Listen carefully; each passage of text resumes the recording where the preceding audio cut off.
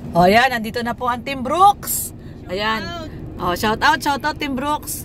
May kinukwento si Rhea. Kagabi, di ba, nag-chat tayo kay Kuya Bal. Oo. Sabi ko na, Kuya, Kinabina, punta muna kami Kinabina bukas. Oo. Tapos sabi ni Kuya, anong meron? Sabi ko, magpapakain, baga may palit yun si Gabisira. Ribbon cutting. Bina. Oo. Sabi niya, sige, postpone muna ang kay Santos. Doon muna tayo magkainan. One kalingap, one family baga. Tapos, mabuti na lang si Kuya Brooks. Nagbago daw ang isip. Hindi, kinausap daw niya si Kibuloy eh. Ano sabi mo Kuya Brooks? Diba kahapon, gagabi, dapat order na tayo. Order na ako ng pansit. Oo, pagkain. Oo. Ngayon, nung madaling araw nagising ako. Oo. Kinausap ako si Kibuloy. Kinausap mo si Kibuloy. Sabi ko, Kibuloy, Oo. tuloy ka ba mamaya para umorder ng pansit. Usapan kagabi. Oo. Team Brooks.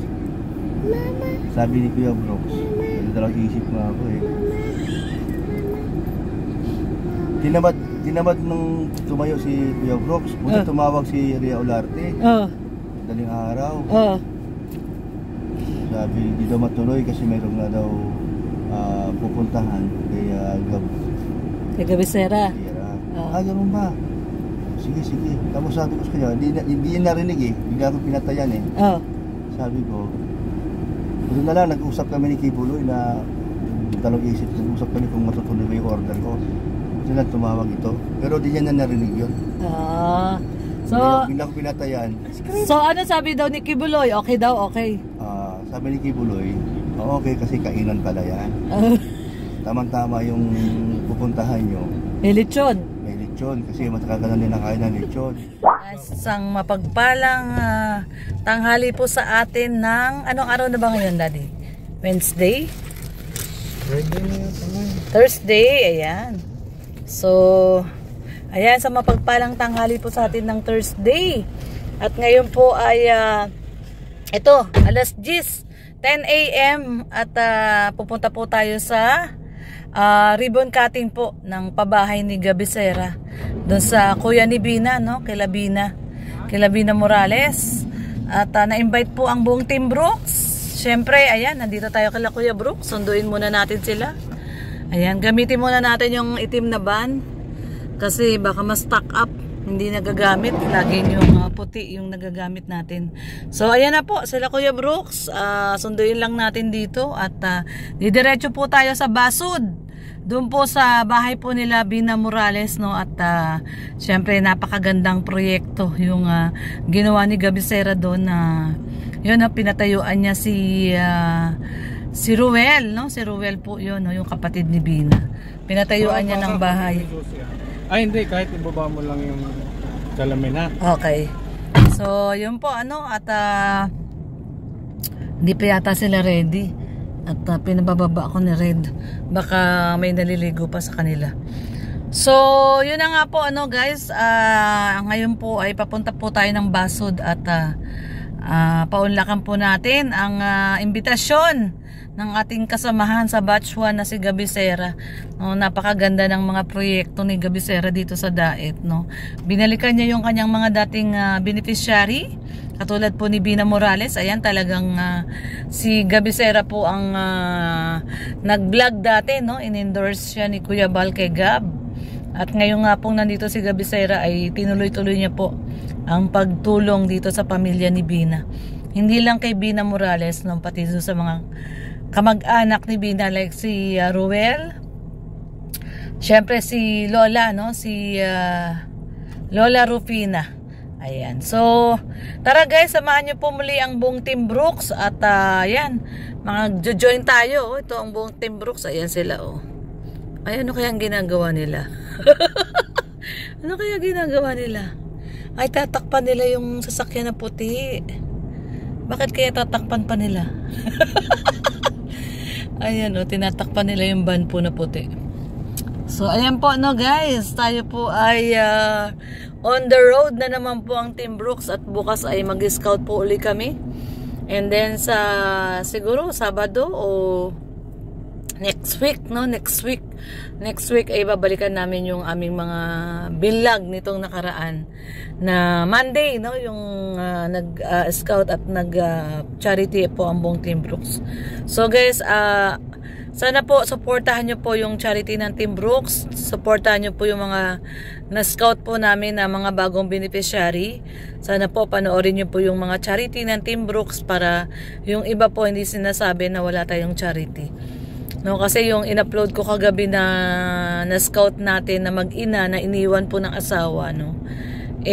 Wala naman pong views talaga. Kaya yun, ganun talaga, no, pag charity mahina ang views. So sana para magtuloy-tuloy po yung aming pagcha-charity ng Team Brooks ay supportahan nyo rin po sa pamamagitan po ng panonood para naman po kahit pa paano po ay magkaroon po tayo ng pondo para sa pagtulong po natin.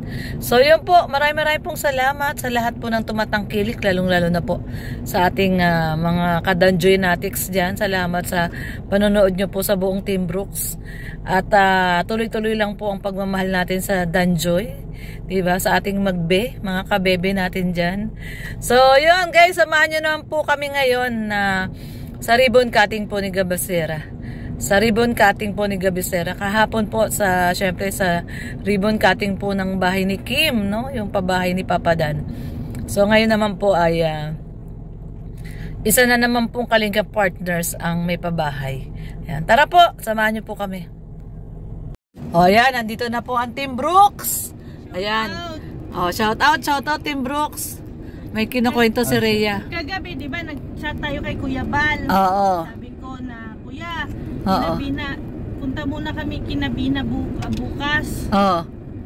Tapos sabi ni Kuya, anong meron? Sabi ko, magpapakain baga may palit yun si Gabisera. Ribbon cutting. Bina. Oo. Sabi niya, sige, postpone muna kay Santos. Doon muna tayo magkainan. One Kalingap, one family baga. Tapos, mabuti na lang si Kuya Brooks. Nagbago daw ang isip. Hindi, kinausap daw niya si Kibuloy eh. Ano sabi mo Kuya Brooks? Diba kahapon, gagabi, Dapat order na tayo. Order na ako ng pansit. Oo, pagkain. Oo. Ngayon, nung madaling araw, nagising ako. Oo. Kinusap ako si Kibuloy. Kinausap mo si Kibuloy. Sabi ko, Kibuloy, Oo. tuloy ka ba mamaya para umorder ng Pansit. Yung sa apat kagabi. Oo. Team Brooks. Sabi ni Kuya Brooks, talagang isip na ako eh. Tinamad nung tumayo si Kuya Brooks. Buti tumawag si Rhea Olarte. Oo. Daling araw. Oo. Sabi, di daw matuloy kasi mayroon na daw pupuntahan kay Gabisera. Ganun ba? Sige. Tapos sabi ko sa kanya, hindi yan narinig eh. Bigla ko pinatayan eh. Oo. Sabi ko, doon na lang, nag-usap kami ni Kibuloy na dalawang isip, nag-usap kami kung matutuloy ba yung order ko. Sila tumawag ito. Pero di niya na narinig yun. So, bigla ko pinatayan. So, ano sabi daw ni Kibuloy? Okay daw, okay. Sabi ni Kibuloy, okay kasi kainan pala yan. Tamang-tama yung pupuntahan nyo. Lechon. May lechon kasi matagal ka na rin nakain ng lechon. Isa na si Rhea Olarte, sabi ni Kibuloy. Matagal lang din nakakain ng lechon. Red Dobeno. Tagal na. Yung huli pa, yung yung kay Rabay no? Tapos sabi naman ni Kibuloy, pati yan si Kuya Brooks, matakaw sa lechon yan, lalo ng balat. Sabi sa akin. Sabi naman ni Kuya Brooks kay Kibuloy, ba't mo alam? Isa lang utak natin eh. Yung pala yun, yung kwento. Isa lang pala si Kibuloy at saka si Kuya Brooks. Ayun si Ali, tawag mo na si Mama. Dali, tawag na si Mama. Mama! Ayun na si Mama. Dali mo yung grocery mo. Hi ka muna sa kanila. Hi ka.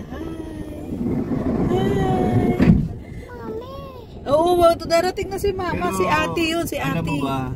Si Ate. Hindi talaga ako makaano. Si Ate. Bakit? Ibang Bakit bakit yun naisipang itago yung chinilas mo? Alam mo, siguro galit talaga sa'yo yun. Oo. Dahil doon sa TV. Kasi kinuha natin yung pinapanood niya. Oo. Habang nanood ka, ginugulo ka. Oo. Kasi nga sabi siguro sa isip niya, patapos na. Biglang pumasok yung ninang ko. Kundi panibago na namang si pinaulit, matagal na naman. Sige nga, labas nga ako, kukunin ko yung chinilas mo. Ayan na si ate, tsaka si kuya. Gumante. Wala talaga siyang Tinago niya yung chinelas ko. Paano naitago? Ayan na si mama, ayan na si mama. Ang galing ng Ali. Tapos, Galing. Galing mo si Ali. Tinuro niya. Sabi niya sa akin kanina, Kuya. Kuya nga. Kuya. Bakit kuya? Tawag niya kuya. Kuya. Tinuturo si Lorne. Ninong kuya. Kuya. Ay, ano yung dadalhin ba yan? Kuya. Yan? Ay, Hana. Huwag na lang. Hana, may nagpapabigay sa iyo ng 4K para sa iyong beneficiary na yung mag-ina. Wow. Thank you po sa nagbigay. I-Gcash ko sa iyo yung 4K, Ano ha? pangalan? Ay, anonymous. Ayaw niya magpabanggit ng pangalan. Ay, hello. Ay, kilala ko yan, si Anonymous. Oo, Pare yung pangalan nila, ano? Anonymous. Ayaw niya magpabanggit ng pangalan. Basta from Canada siya. From Canada. Thank you so much po. Ayan. Iyan ka na lang. I-Gcash ko sa iyo yung 4K, ha? Kasi sinend niya sa Gcash, eh. Ha? Gcash ko sa iyo. Bibili tayong gamit nila. Oo, sige. Okay, ayan. Thank you daw po, ma'am. At ayaw po niya magpabanggit ng kanyang pangalan, pero from Canada po siya. Maraming salamat po. Mayroon ka ng maihatid pang third, doon sa third wave. beneficiary Ni Hana. Kalingap Second Hana. ngayon, Oo. tapos third. Kalingap ba? Kalingap. Kalingap Hana Chua. Kalingap ba? Ano ko Hana lang. Ay, ayan na daw si mami niya. Natuwa siya. Ayan na si mami. May tsinelas ka ba? May sapatos yan, Mars? Meron, ayan. So, ayan. Ready to go na po ang Team Brooks. Oh, ayan na nga si mami mo. Ayan na si mami. Uy. Aray ko. Ayan na si mami niya. Pupunta na siya kay mami niya. Naka-backless pa yung batang maliit. Kapo pa nakagown. Parang flower girl. Laging naka-gown. Sakto mayuhan. Hey, dapat ibaho ng mga t-shirt. Hindi kasi baka nakakaliitan na niya. Kaya sinusuot na ni Mars lahat. Pero talagang gumanti sa'yo si Alim yun. Oo, tinago niya yung tsinelas ko. Ilang araw na nag-kiss ka, wala ka ng chinelas. Hindi, ano pa nito, Kuya Brooks, bumili na ako ng bago. Bago niya nilabas. Bumili pa ako sa SM kahapon kasi ilang araw na hindi nakikita. O, pinagastos ako ni Ali. Isipin mo nag-imot-imot doon sa dahil gusto niyang manood. Tapos, pinaulit ko yung, yung premiere ni Hana. Nagalit sa akin, tinago yung tsinelas ko. Bago ako pa di Bago ka? Ang lambot ng class. Oo, kasi malambot dyan Ayan, so ayan guys, papunta na po kami kay Gabisera sa kanyang ribbon cutting sa Basun, Kilabina. Ayan, tara po. Samahan niyo po ang buong Team Brooks. Ayan, sige. Kami milk mo lang. So, ayan na nga po guys. At maraming pong salamat. Ito na nga po, paalis na kami. Thank you so much po. At sa mga hindi pa po nakadikit sa ating YouTube channel, Lorne TV, Red Noveno at buong Team Brooks po. At syempre buong Team Kalinga po, lalong-lalo na po si Kuya Val Santos Matubang, Kalinga Prab, si Ate Edna Vlogs, at syempre si Kalingap Dan at ang mga sumusuporta po sa Dan Joy. Maraming pong salamat. Wala pong iwanan. Bye-bye po.